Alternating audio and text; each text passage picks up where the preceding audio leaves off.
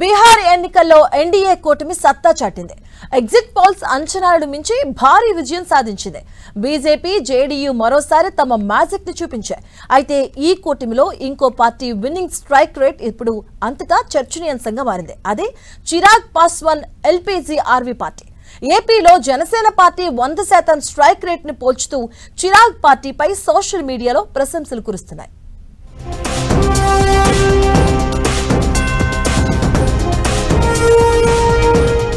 బీహార్లో బీజేపీ అతిపెద్ద పార్టీగా తిరుగులేని ఆధిక్యతను చాటింది. సుదీర్ఘకాలం పాటు ముఖ్యమంత్రిగా పనిచేసిన నితీష్ కుమార్ నేతృత్వంలోని జేడీయూ గతంలో కంటే ఎక్కువ సీట్లు తెచ్చుకుంది. ఎన్డీఏ కూటమిలో ఈ పార్టీలతో పాటు మరో నూతన పార్టీ 75% స్ట్రైక్ రేట్తో దూసుకెళ్లింది. కూటమిలో తామేమాత్రం తక్కువ కాదని రుజువు చేసింది. అదే లోక్ జనశక్తి రామ్విలాస్ పాస్వాన్ పార్టీ.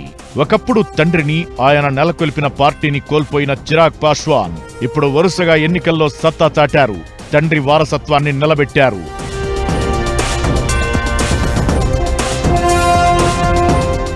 రెండు 2020 ఎన్నికల్లో నితీష్ నాయకత్వాన్ని చిరాగ్ పాస్వాన్ తీవ్రంగా వ్యతిరేకించారు. ఎన్డీఏలోని బీజేపీకి మద్దతిస్తూనే 137 సీట్లకు తమ పార్టీ తరపున అభ్యర్థుల్ని నిలబెట్టారు. ఆ ఎన్నికల్లో కేవలం 1 సీటుకు మాత్రమే పార్టీ పరిమితమైంది.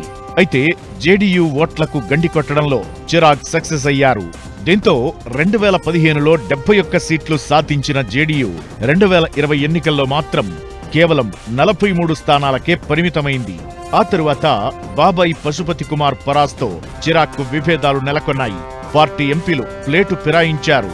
ఎన్నికల సంఘం లోక్ జనశక్తి పార్టీ గుర్తును హోల్డ్ చేసింది.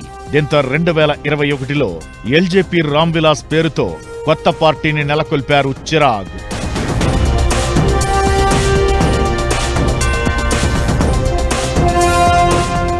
యువ బిహారీ అంటూ చిరాగ్ పూర్తిగా ప్రజల్లోకి వెళ్లిపోయారు. తనను తాను దళిత నేతగా ప్రొజెక్ట్ చేసుకున్నారు. బీహార్లో మళ్లీ ఎన్డీఏతో కలిసి 2024 లోక్సభ ఎన్నికల్లో పోటీ చేసిన 5 స్థానాల్లోనూ విజయం సాధించారు. 100% స్ట్రైక్ రేట్ సాధించారు.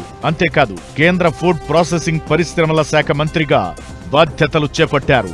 ఇప్పుడు ఎన్నికల్లో 29 చోట్ల పోటీ చేసి అత్యుత్తమ విన్నింగ్ స్ట్రైక్ రేట్తో దూసుకెళ్లింది. కొందరి విజయాన్ని 2024 ఎన్నికల్లో ఏపీలో పవన్ కళ్యాణ్ జనసేన పార్టీ విజయంతో పోల్చుతున్నారు.